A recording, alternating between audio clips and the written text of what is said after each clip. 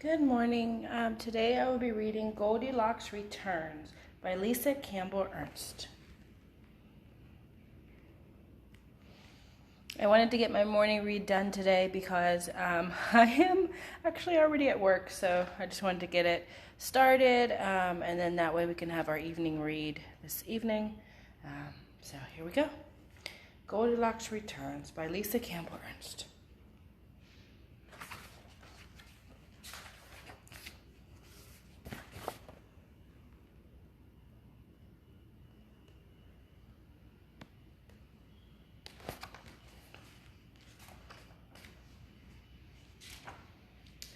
As a child, she was known as Goldilocks, and she was very naughty indeed.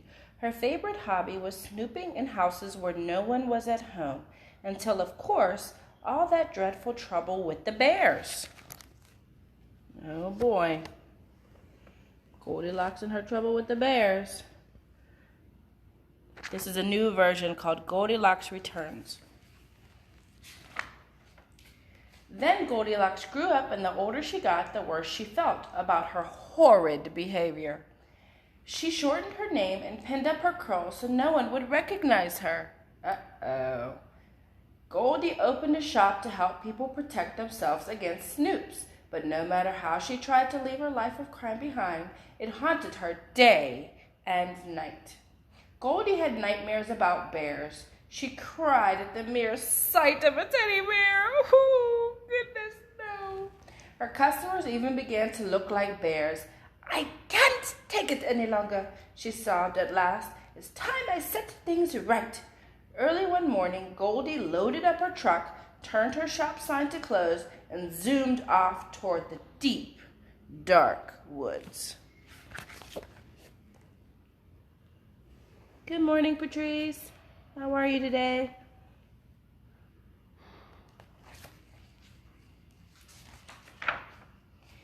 At that very moment, the three bears whom she had scared out of their wits years before were sitting down to breakfast. They were Papa Bear, Mama Bear, and their son, of course, who, though not a baby for some 50 years now, still went by the name Baby Bear. Due to the fright bite on by Goldilocks, he still had a wee little voice.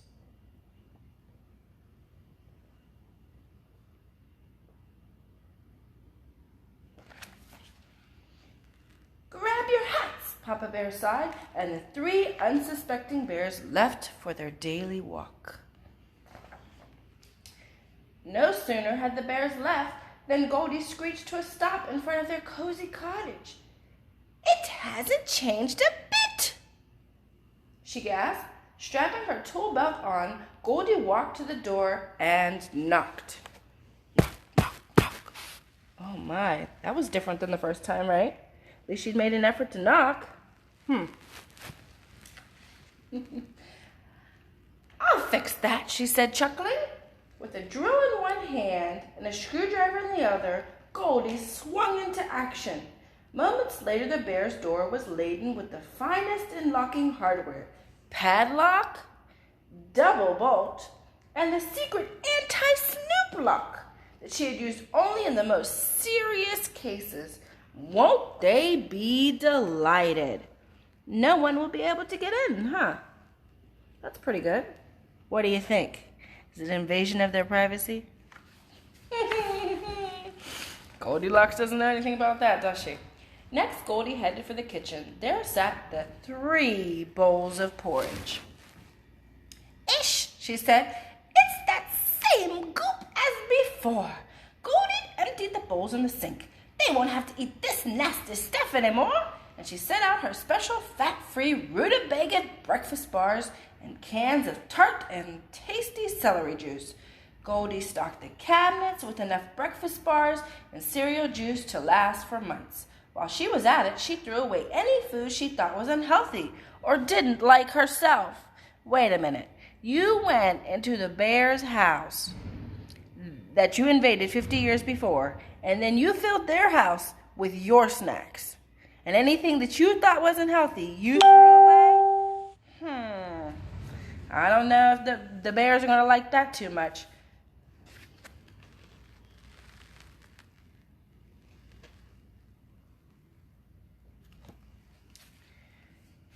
Now to spruce this place up a bit, Goldie announced, pulling out 3 bolts of pom-pom fringe and her staple gun. The results were stunning. Ooh. Feeling better already, Goldie burst into the living room. "A gun!" she cried when she saw what Baby Bear had made from the pieces of his broken chair. Nothing a little hot glue can't fix. You see his little broken chair that she broke 50 years ago? And here she's back to work her magic. Now to fix those other ghastly chairs. This one is good as new now. Oh my, even better. Even after all these years, Goldie still judged Mama Bear's chair as too soft, Papa Bear's chair as too hard. The stuffing was quickly moved from one chair to the other. Goldie hung hoity-toity drapes, scattered pillows, and covered all the furniture with shiny plastic covers. Perfect at last. Now you tell me, is it perfect for Goldie or perfect for the bears?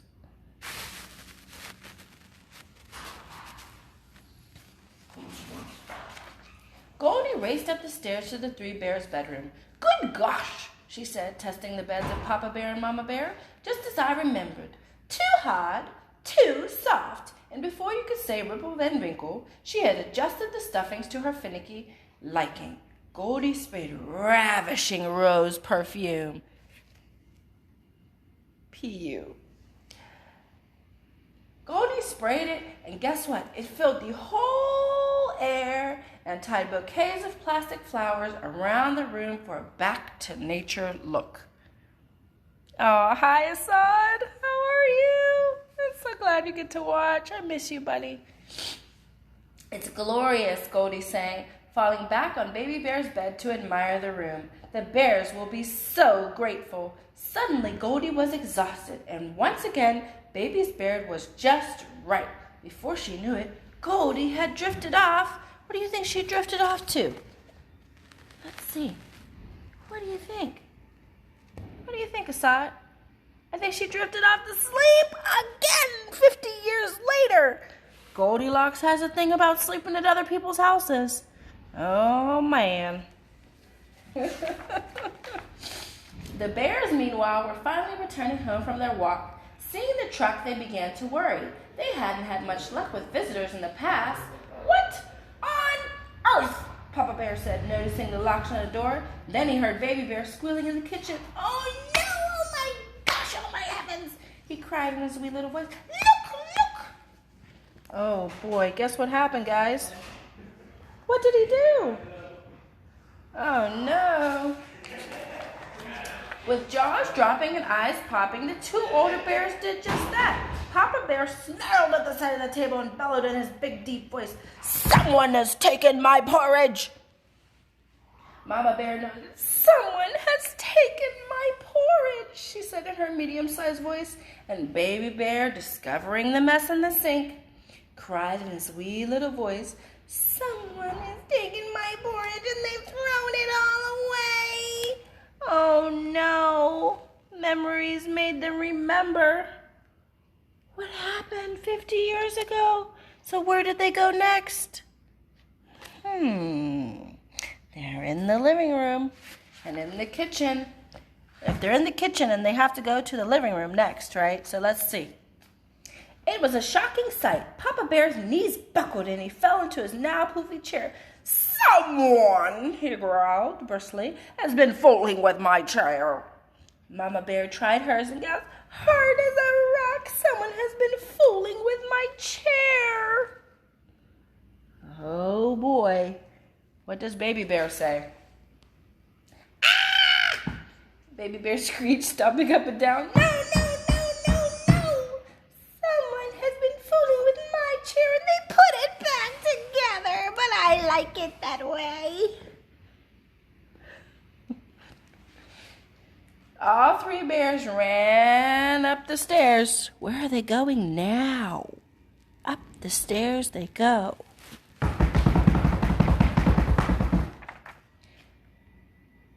Pew! Baby Bear's cat. What's that smell? Flashing Roses, Mama Bear read, picking up the empty bottle from the floor. The two older bears did not even check their beds. They knew where to look. Where did they look? In Baby Bear's bed.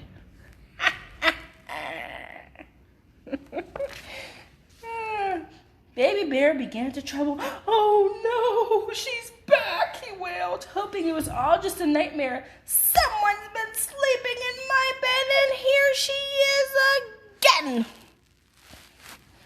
And at that moment, Goldie's eyes popped open. Uh-oh, who's in trouble?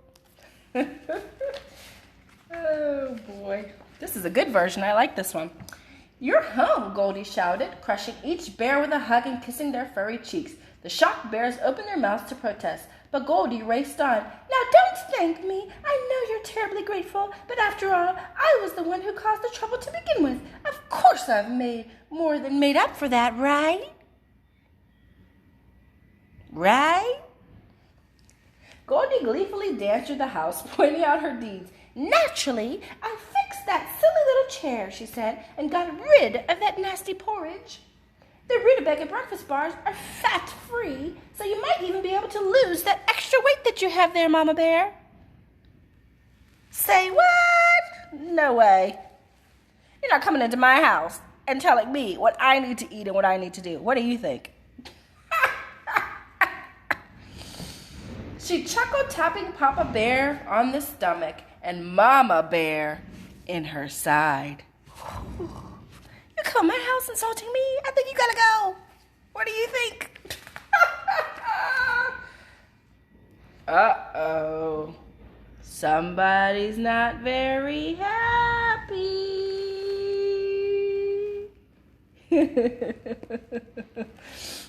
A growl began to grow in Papa Bear's throat, but before he could get out, Goldie tossed him the keys to get her fancy locks, hugged them all again, hug, climbed in her truck and was off.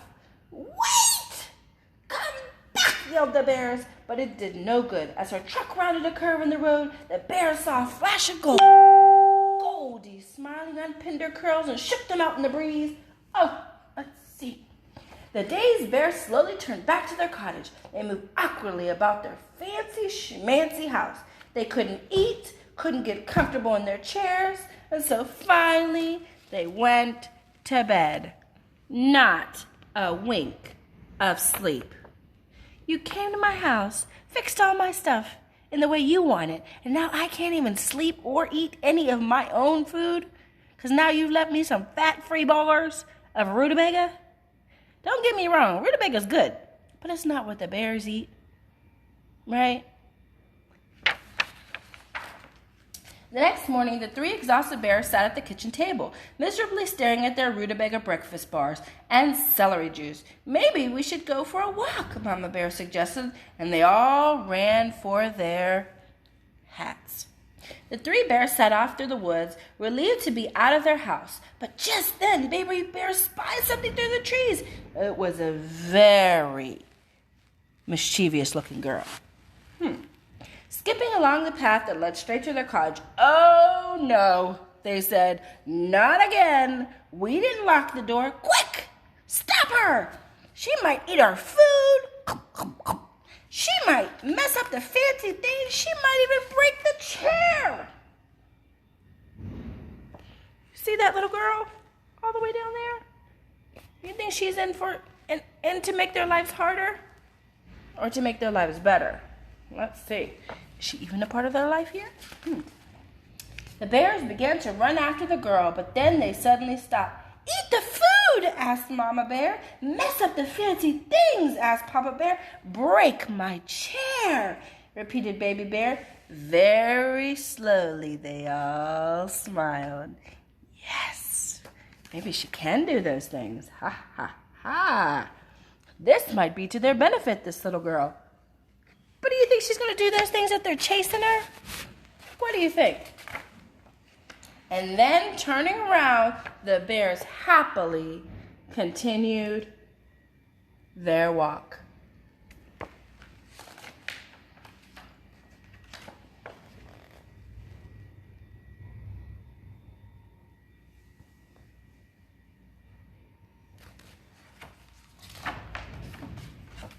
The end. This is called Goldilocks Returns, and it's by Lisa Campbell Ernst.